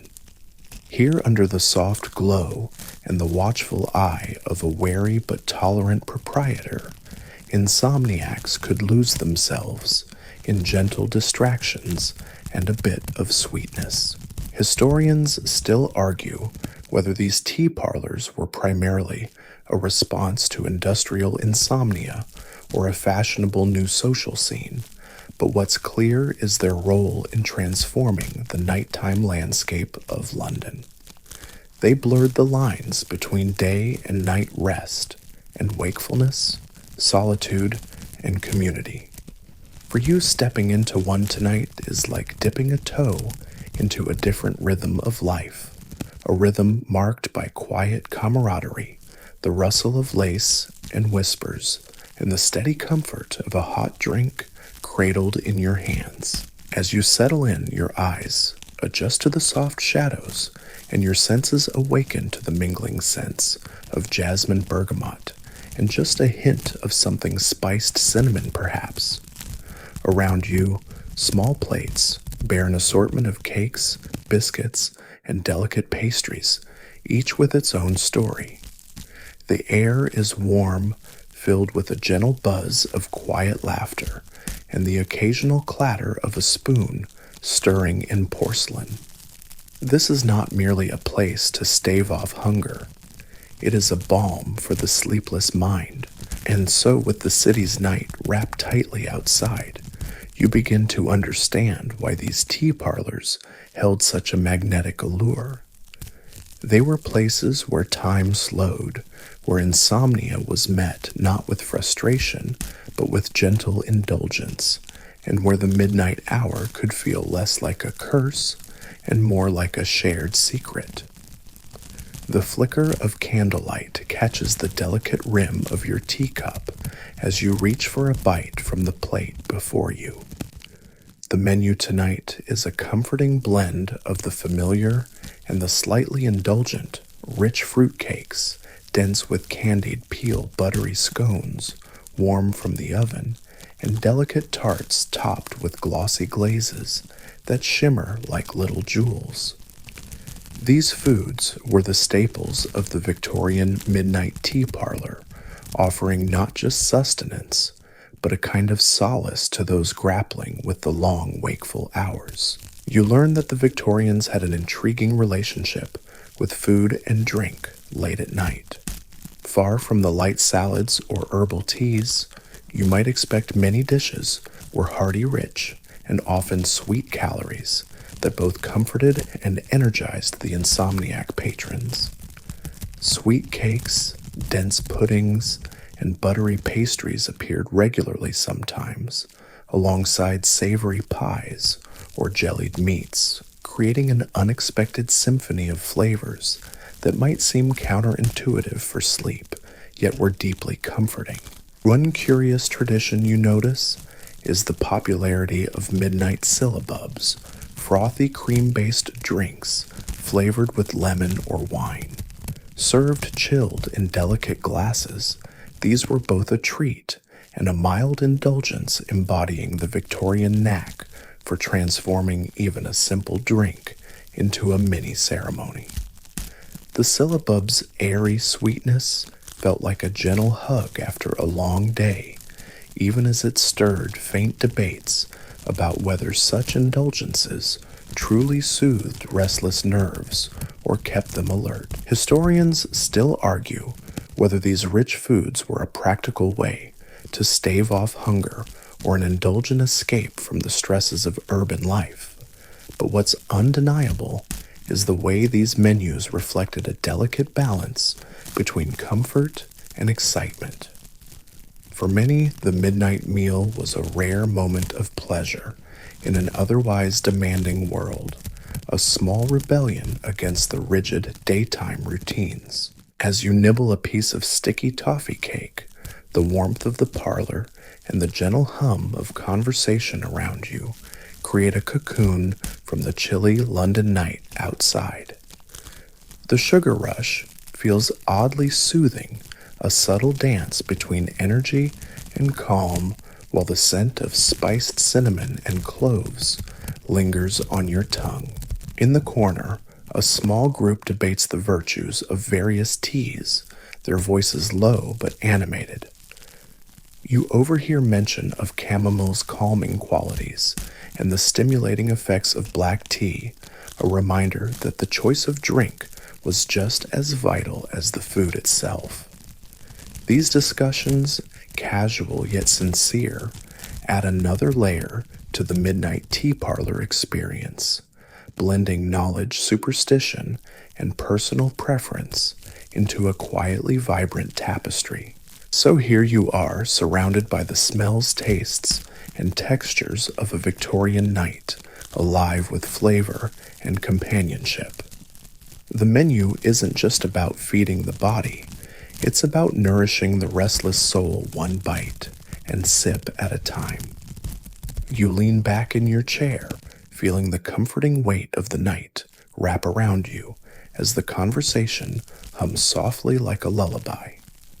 Now let's talk sugar and spice, those delightful elements that gave Victorian midnight treats their signature character and, paradoxically, both soothed and stirred the sleepless. Sugar was everywhere in the 19th century, but it wasn't just a sweetener. It was a symbol of indulgence and social status. By the time you arrived at the midnight tea parlor, the air was heavy with the scent of candied fruits, crystallized ginger, and a sprinkle of nutmeg dusting your slice of cake. It's tempting to imagine these sugary concoctions as pure comfort food, yet sugar's effect on the body is less straightforward. While it offers a quick energy boost, it can also prompt a jittery wakefulness, so you might wonder if Victorian insomniacs were really calming their nerves or inadvertently fueling their sleeplessness. Spices were the secret agents in many recipes, quietly adding warmth and complexity. Cinnamon, clove, cardamom. These weren't just flavors, but tiny bursts of heat that awakened the senses without sending you into overdrive. Victorian cooks loved to experiment with spice blends, borrowing from exotic trade routes that had made these once precious ingredients more accessible. The midnight tea menu featured spiced biscuits and warm mulled drinks infused with star anise and allspice, all carefully calibrated to comfort the nerves and mask the less glamorous odors of a city that wasn't always the cleanest. Here's a quirky tidbit. Some tea parlors even offered spiced snuff on the side, a powdered tobacco mixed with aromatic spices. While you might wrinkle your nose today, back then, it was a popular, if controversial, way to stay alert during long nights. Historians still argue whether the stimulating qualities of these spices and sugar helped insomniacs find rest or merely prolonged their wakefulness. The interplay of sugar and spice was more than culinary. It was a subtle, psychological balm. The sweet taste might recall childhood comforts, while the exotic spices conjured distant lands and exciting stories, a gentle distraction from the city's nocturnal woes. And in a time before widespread refrigeration, these sugary spiced treats were practical, lasting longer and resisting spoilage better than fresh food. So as you bite into a gingerbread biscuit and sip a cup of warm spiced tea, you're tasting more than just ingredients. You're sampling a carefully crafted experience designed to soothe the restless charm, the senses, and perhaps, just perhaps, coax your own racing thoughts toward sleep. You reach for a curious plate, perched near the edge of your table, its contents unfamiliar, but inviting a small heap of jellied eels glistening under the soft light. A dish that might seem odd to modern ears, but was once a beloved midnight snack in Victorian London. Jellied eels, along with other salty, savory bites, like kippers and pickled herrings, added a surprising savory counterpoint to the otherwise sweet, heavy midnight menus. These peculiar dishes were especially popular among working-class insomniacs who found comfort in the flavors of the East End, where eel fishing and preparation was a long-standing tradition. The gelatinous texture of the eels, cooled and set overnight, was both practical for storage and oddly soothing, a gentle chew that distracted from the restless mind. You might wrinkle your nose at the thought, but for many, these savory snacks offered a grounding, savory anchor in a night otherwise dominated by sugary treats. The contrast between sweet cakes and savory morsels was a hallmark of the midnight tea parlor experience. Imagine a smoky cup of tea paired with a salt-cured kipper sandwich, its oily richness balancing the sharp tannins of the brew. This balance of flavors was designed to satisfy diverse cravings, whether the insomniac's body demanded a quick energy boost or a savory distraction from worry. Here's a quirky note. Some tea parlors even offered midnight pickles made from exotic fruits and vegetables preserved in spiced vinegar. These added a tart, refreshing zing to the evening, stimulating the palate and keeping conversations lively long into the night. Historians still debate how widespread these savory snacks truly were in midnight parlors. Were they a niche taste among certain groups or a common offering for all? What's clear is that the Victorian midnight menu wasn't one-dimensional. It embraced complexity and variety, mirroring the city's social and culinary diversity. As you take a tentative bite of the jellied eel, the texture surprises you with its delicate wobble, and the subtle fishiness mingles with the sharpness of a mustard-based sauce. It's a dish that demands patience and an open mind, much like the night itself.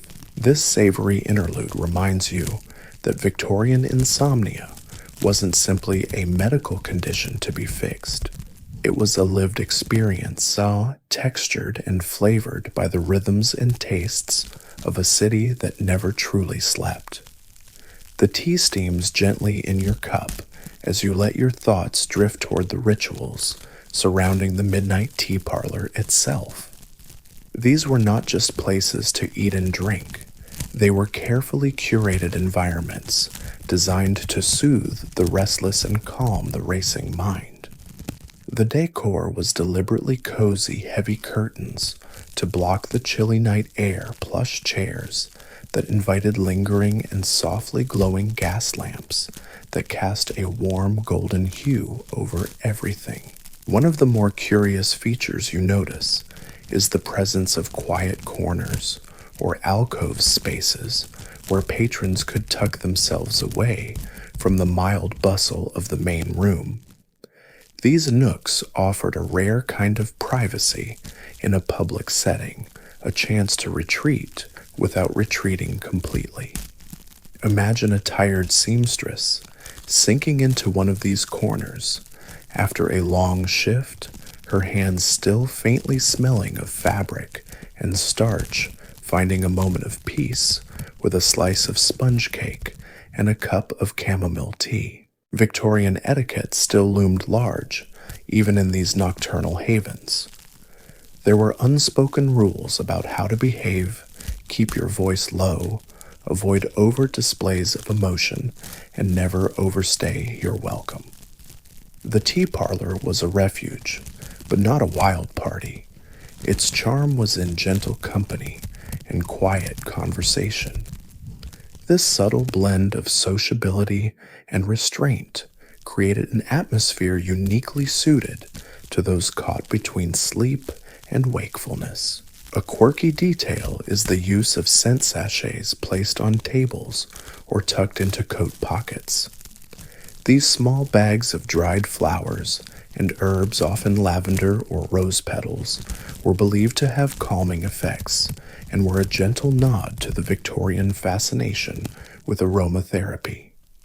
You might find yourself brushing one against your wrist, a soft floral scent mingling with the richer aromas of tea and pastry, a multi-sensory lullaby. Historians still debate whether these social rituals were mainly about managing insomnia or if they served a deeper social function, creating a safe space for women artists and the working class to mingle outside the strict confines of daytime society. You sip your tea slowly, letting the warm liquid settle in your stomach, and you realize that the midnight tea parlor was more than a place to eat. It was a carefully orchestrated pause in a relentless city, a moment of calm that invited you to breathe, relax, and maybe find rest. The soft clinking of teaspoons against porcelain draws your attention to the variety of teas that filled these midnight parlors, each chosen for its subtle effects on the body and mind. Tea wasn't just a beverage, it was a ritual, a tiny ceremony that soothed the soul as much as it quenched thirst. Black tea was the standard bold and robust, often sweetened generously with molasses or brown sugar, but the more delicate green and herbal teas were gaining popularity among those seeking gentler comforts. One popular choice was chamomile, known for its mild sedative qualities. Imagine the gentle floral aroma wafting through the parlor, promising calm to the frazzled nerves of late-night visitors. Some patrons preferred lavender or peppermint, each sip a fragrant invitation to unwind. But here's the paradox. Many Victorian insomniacs still craved the stimulant kick of black tea, creating a curious tension between the desire to sleep and the habit of wakefulness. A quirky fact emerges with the introduction of tea blends that included unexpected ingredients like dried rose hips or orange peel. These blends were crafted not only for taste, but also for supposed health benefits, vitamin C boosters, to fight colds, or mild tonics to aid digestion. Some parlors even advertised sleep teas mixtures purported to help with restlessness, though historians still argue how effective these concoctions really were. The Victorian obsession with tea was so profound that the beverage shaped entire social rituals and economies. Tea merchants competed fiercely, importing rare leaves from India and China, while London's tea rooms became hubs for nightly gathering and genteel conversation. Tea's cultural significance extended beyond its calming or stimulating properties. It was a shared language, a social glue that bound diverse groups across class and gender lines. As you sip your warm cup, you can almost feel the weight of history in that simple act, the slow, deliberate sipping, the mindful breathing in of fragrant steam. The tea becomes a companion, an anchor to the present moment that eases you toward a gentler, quieter night. The evening deepens, and your attention turns to the company that fills these midnight tea parlors, an eclectic mix of characters brought together by the shared burden of sleeplessness. Unlike the bustling daytime coffee houses packed with businessmen and tradesmen, these nighttime retreats attracted a more diverse crowd. You might find artists nursing a cup of strong tea beside a weary nurse, fresh from a late hospital shift, or a solitary poet scribbling verses next to a pair of governesses, whispering about their employer's latest dramas. This mingling of social classes and professions created a unique microcosm of Victorian society, a nocturnal melting pot where daytime hierarchies softened. Women in particular found midnight tea parlors a rare chance to socialize, unchaperoned, a gentle rebellion against the era's strict norms. You imagine the quiet thrill of a young woman sharing a joke over a slice of treacle tart, or a retired sailor recounting tales of distant ports to an eager listener. A quirky historical tidbit, some parlors even offered dream journals for patrons to jot down their thoughts or nocturnal musings, encouraging reflection and a form of gentle therapy. This practice foreshadowed modern ideas about mindfulness and mental health, though Victorian interpretations leaned more towards spiritual or mystical explanations for insomnia. Historians still debate whether these nighttime gatherings were more about escaping loneliness or actively seeking companionship and intellectual stimulation. Either way, the tea parlor was a refuge, a place where the restless could find not just food and drink, but a sense of belonging amid the city's vast, shadowy streets. As you listen to the low murmur of conversations blending with the clink of china, you realize that these social connections were as vital as any midnight meal. In the shared warmth of the parlor insomnia loses some of its sharp edges, softened by laughter stories and the gentle rhythm of human presence. The faint aroma of freshly baked bread and melting butter drifts over to you, pulling your attention to the small but cherished category of Victorian midnight breads and pastries. These weren't the fluffy sweet pastries we might expect, but denser, heartier creations designed to satisfy hunger without overwhelming the senses or upsetting fragile stomachs. You pick up a slice of treacle bread, its dark crust yielding to a moist crumb sweetened with golden syrup and a whisper of spice. Bread held a special place in Victorian dining, often seen as the foundation of any respectable meal, even one at midnight. What's fascinating is how bread varieties differed from neighborhood to neighborhood, reflecting local grain sources and baking traditions. The midnight tea parlors showcased an array of breads, from coarse rye loaves favored by the working class to finer buttery brioche enjoyed by the more affluent insomniacs. This subtle diversity offered comfort tailored to each visitor's background and appetite. A quirky detail you might not expect: some bread recipes included medicinal herbs like fennel or caraway, believed to aid digestion and soothe nerves after a long day. You nibble on a small caraway seed-studded roll and notice the faint anise-like flavor lingering gently on your tongue. It's a small reminder of the Victorian blend of food and medicine, where even the simplest loaf could be a tiny act of self-care. Historians still debate how widespread these herb-infused breads really were. Were they everyday staples or special treats reserved for those with certain ailments? Whatever the case, the connection between food and health was inseparable in Victorian minds, especially when addressing insomnia and nighttime discomfort. As you savor the tender crumb, you feel the warmth of the oven and the slow rhythms of the baking process echoing in the calm of the parlor. This simple bread is more than sustenance. It's a comforting ritual, a gentle gesture from a city that knew well the weight of sleepless nights.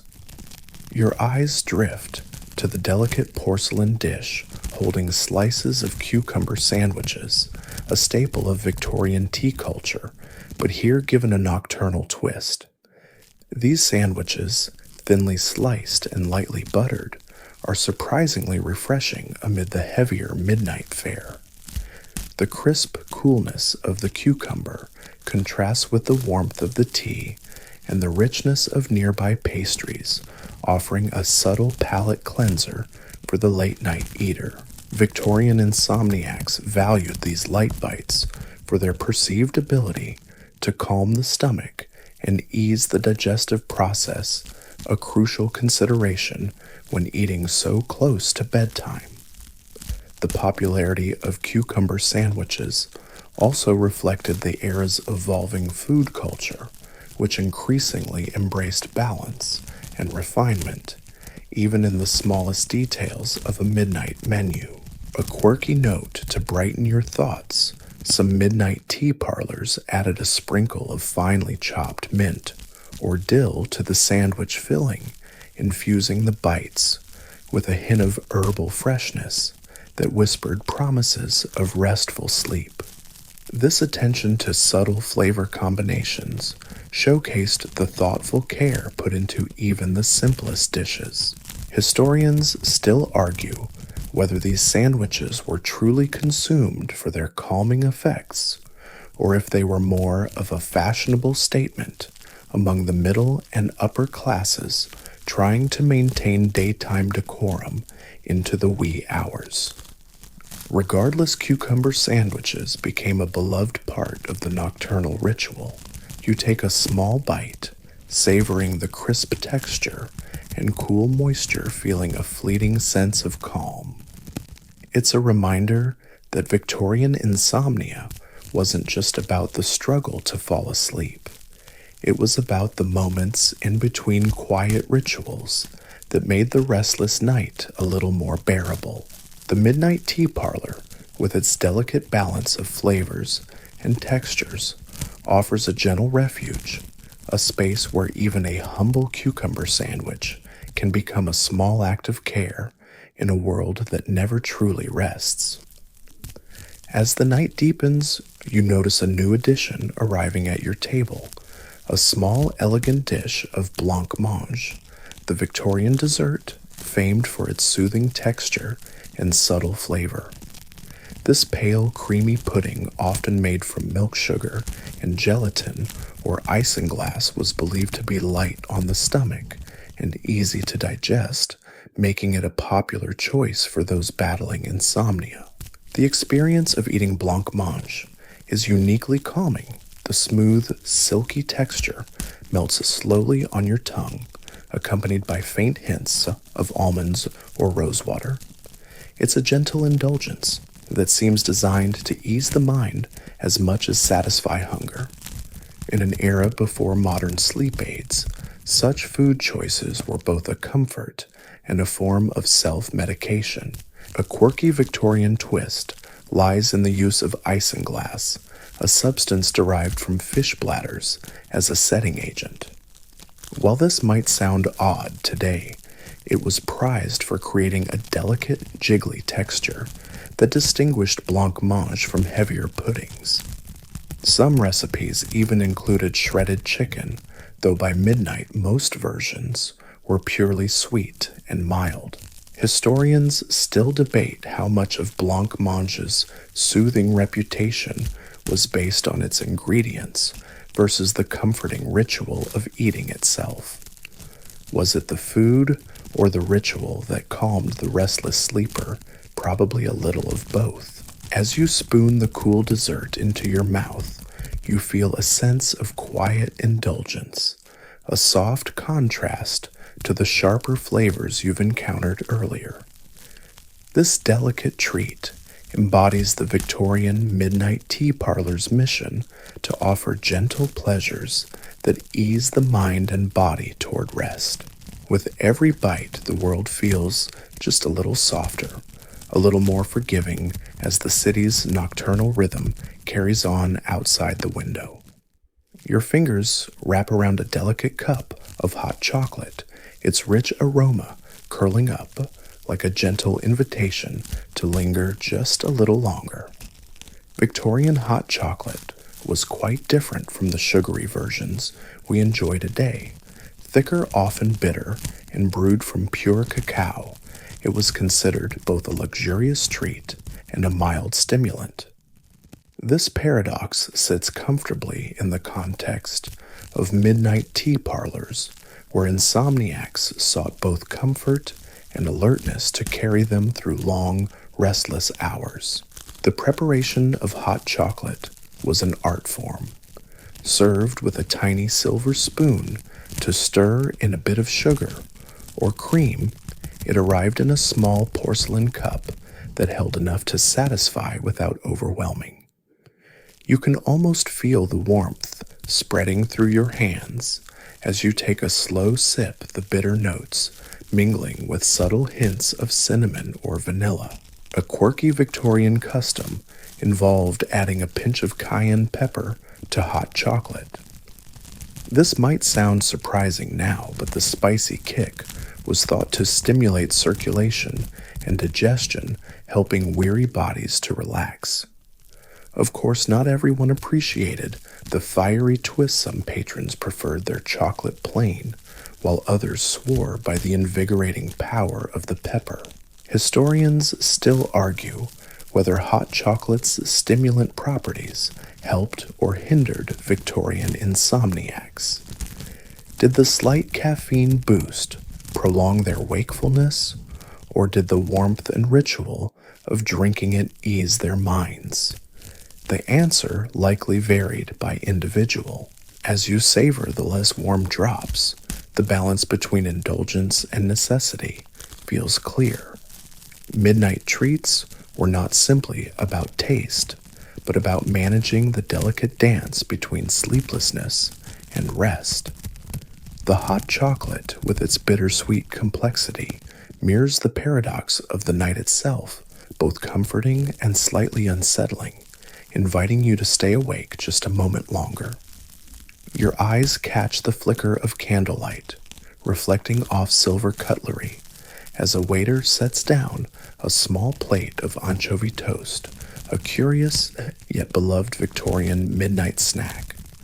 It's not the kind of food you'd expect in a sleepy tea parlor, but anchovy toast, with its salty umami punch, was prized for its supposed ability to stave off the lingering discomfort of hunger without weighing down the stomach. This humble dish consisted of thin slices of toasted bread, generously spread with a butter anchovy paste, often topped with a sprinkle of fresh herbs like parsley. The sharpness of the anchovies cut through the rich butter, creating a balance of flavors that could awaken the senses without overwhelming. For many insomniacs, it was the perfect snack to keep hunger at bay while waiting for sleep to come. A quirky detail, Victorian cookbooks sometimes recommended anchovy toast as a remedy for nighttime nervousness, suggesting that the strong flavor and the salt content helped to calm jittery nerves. Whether or not this was true, it certainly made for a memorable snack among the otherwise mild-mannered offerings. Historians still debate how common anchovy toast actually was in London's midnight tea parlors versus more private domestic settings.